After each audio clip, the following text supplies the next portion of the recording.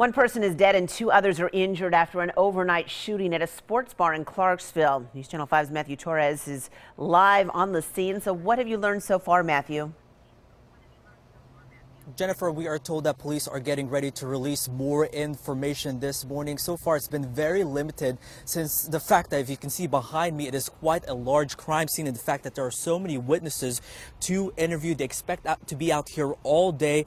But now that the sun is out, officers and crime scene technicians are searching the area in hopes to find more evidence. You may notice that vehicles are still here in the parking lot. That's because several were hit by bullets during this gunfire, and this is being treated as a crime scene. Now, this happened, if we can take a look at the video that we shot earlier, just before midnight outside the Lodge Sports Pub on Mr. C Drive. And now, employee is telling us that it started out as a fight and spilled outside when the apparent gunshots happened, but we are waiting to hear the confirmation from police about that. But unfortunate news, the fact that one was killed, two others were hurt. In fact, one had to be flown to the hospital for their injuries. We don't know the extent of the injuries so far, and the name of the victim has not been released. And at this point, we know nobody has been arrested. But again, we will hope to get more information by this morning. An interesting thing this morning, a lot of the people who were out at the bar last night, they've been coming back and forth in hopes of trying to get back to their cars. But as you can see with the crime scene tape surrounding this area, it'll be quite some time before they can do that. We'll provide more information as soon as we get them. For now, we're reporting live in Clarksville. I'm Matthew Torres, News Channel 5 HD. Matthew, thank you. You may want to steer clear of I-65 near Franklin this weekend. Construction workers shutting down I-65 at the Paytonsville Road Goose Creek bypass area. The southbound lanes will be closed today, while the northbound lanes tomorrow. The bridge over the interstate will be closed both days as well. Crews are expected to work until about 12:30 this afternoon, and that should likely slow things down through that area. Tennessee Highway Patrol and TDOT help trucks will be out there to help with traffic. One person is dead after a multi-vehicle accident last night on I40 in Smith County. It happened just before 7 in the eastbound lanes near mile marker 259. We understand one person was killed and two others taken to Vanderbilt in serious condition. The accident shut down the interstate for several hours. The woman charged with driving drunk the wrong way on the interstate and causing a deadly crash last month is out of jail this morning.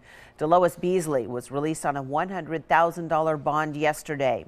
She was driving her Cadillac Escalade the wrong way on I-65 January 10th when she collided head-on with a Corvette. Michael Campbell died in that wreck. His passenger, Terry Anderson, was critically hurt.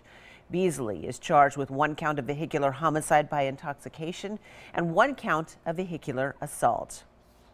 The TBI has now added the Metro prisoner who escaped from police custody Thursday to their top 10 most wanted list. Police say James Taylor III is a member of the Gangster Disciples and should be considered armed and dangerous. He escaped from an unmarked police car at the Highland Cove Apartments. He told detectives he could give them information about a murder if they took them to this neighborhood. Taylor was using a wheelchair at the time because of injuries suffered in an accident, but when police opened the car door, he got up and ran off. If you have information, call 1-800-TBI-FIND. It could earn you a cash reward. Governor Haslam is set to give his State of the State address Monday, and he will address the joint session of the 109th General Assembly in the House chambers.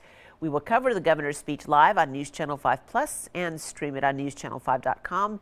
It begins Monday evening at 6.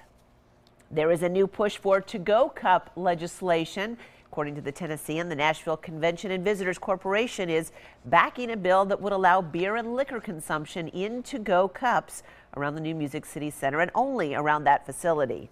The bill is a more limited version of one that failed last year. That one would have allowed people at lower Broadway bars to leave with their alcoholic drinks.